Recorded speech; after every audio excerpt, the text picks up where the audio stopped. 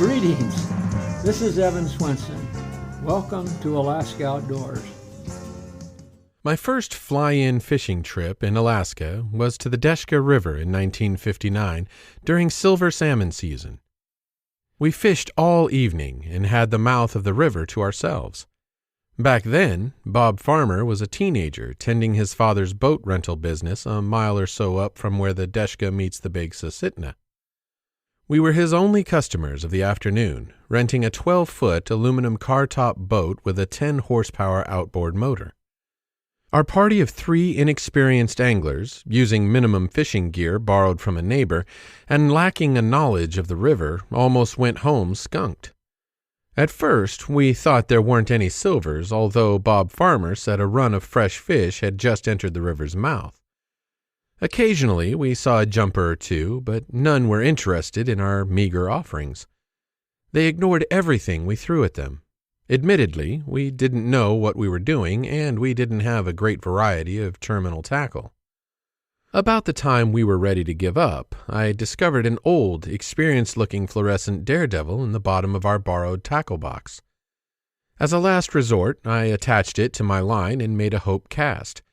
No sooner than the lure began its wiggle-waggle, a fresh silver hit like it was mad at everyone in the boat and at Bob Farmer upstream in his dad's tent camp. With little skill and a great amount of luck, I got the fish close enough to the boat for my fishing buddy Ron to net my catch. Catching of the prime silver prompted us to continue fishing, where just minutes before we were ready to give up and go home skunked. We each in turn took another cast, my turn being last. As Ron and Ted dragged their lures through the murky water, my lure was tossed in the direction opposite from their casts.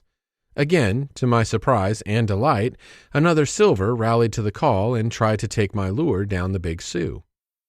My partners quickly brought their lines in and assisted me in landing my second silver. And so it went for third, fourth, and fifth fish. We now had 5 fish in the boat, my legal limit. I quit fishing, and Ron took my rod. Like my 5 casts with the fluorescent Daredevil, Ron was soon playing and landing 5 silvers. At first, Ted had continued fishing, but he quickly put his rod away and became the designated net man. With the boating of Ron's legal limit, Ted and Ron traded rod for net, and Ted took his turn with the fluorescent Daredevil. Just as the 10 casts before had produced 10 strikes, the next 5 casts did likewise, and Ted soon had his limit of fish in the bottom of the boat. After cleaning the fish and returning our boat to the farmers, we headed back to Anchorage's Lake Hood float plane base. While Ron and Ted tied up the plane, I put the gear away. I couldn't find the fluorescent Daredevil, and I asked them about it. They hadn't seen it. They didn't know what happened to it. They said I must have dropped it or lost it or something. I learned later that the next day, while I worked, Ted and Ron returned to the Deshka and caught 10 silvers on 10 casts using an old fluorescent Daredevil.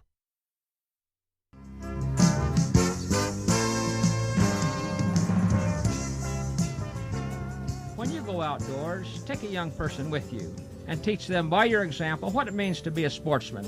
Behind the wheel or in the boat or on the road or in the lake, take the high trail and practice ethics of fair chase.